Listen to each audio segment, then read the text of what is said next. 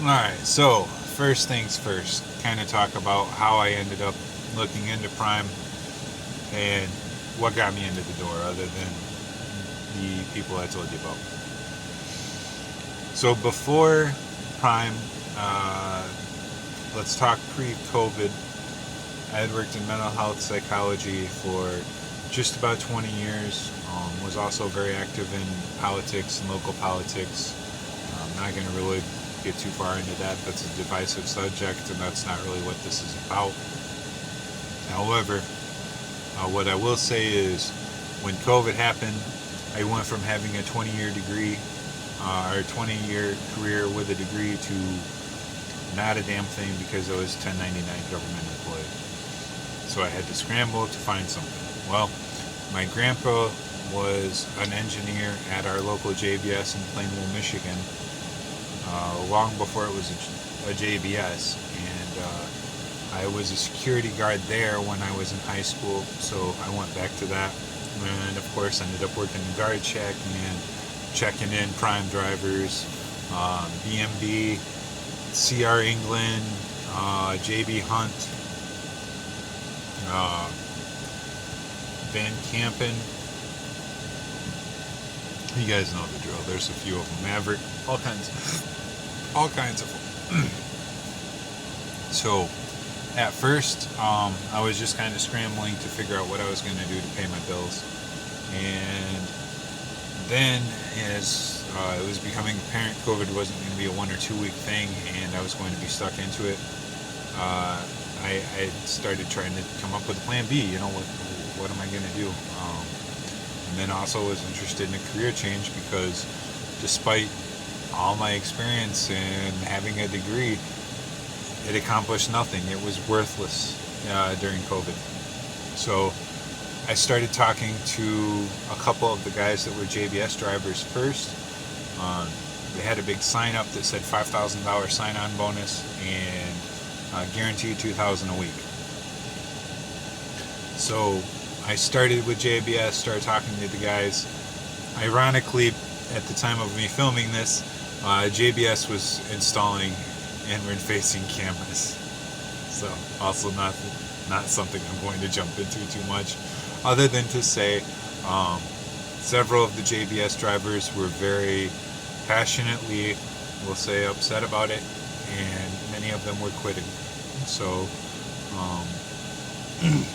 so it kind of helped me with seeing what was happening with these guys to see I need to be thoughtful and careful about where I decide to invest my time into going to a company, because I didn't want to go into the same situation I was at again.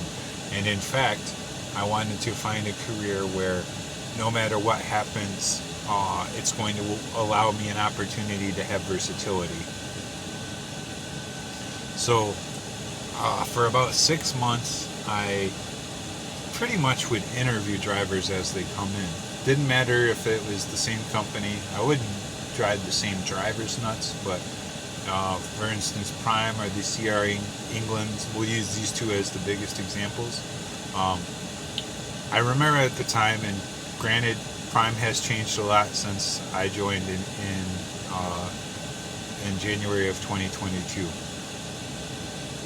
Prime was the only one where within that 6 months there was only one driver who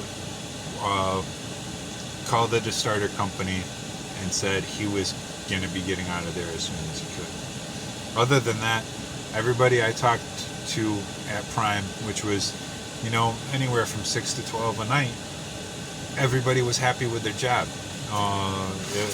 That was unique. Prime was unique in that. So this isn't a for or against. This is literally just my experience with interviewing all these guys.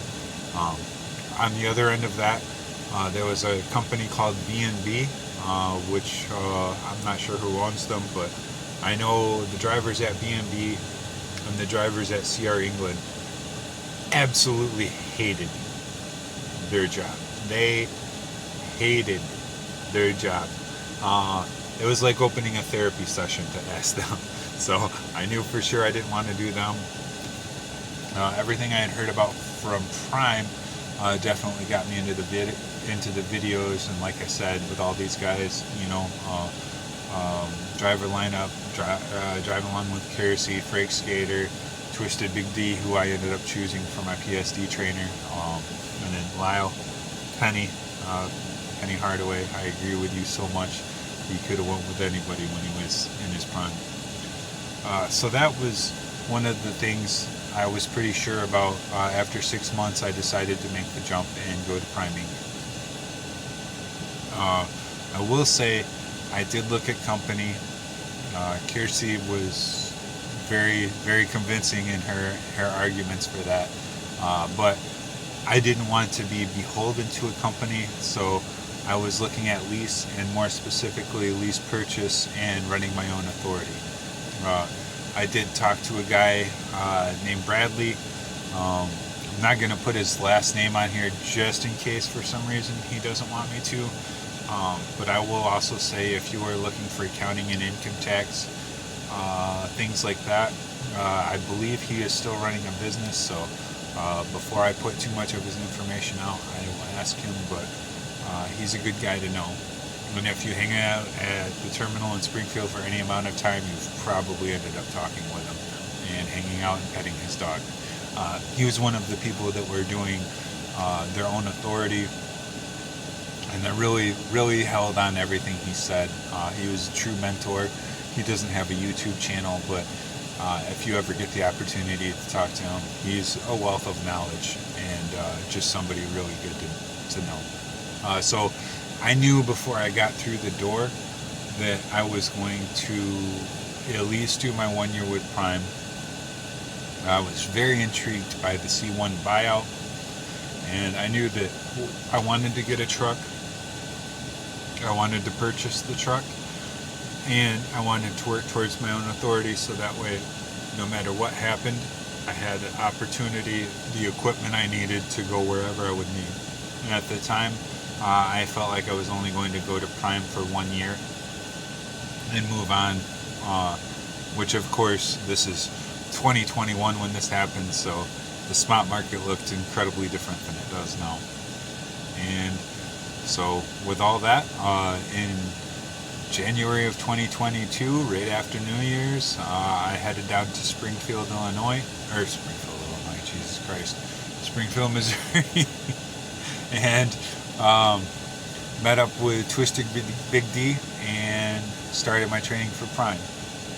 Now, Twisted Big D is a hard trainer, and I really respect him for that.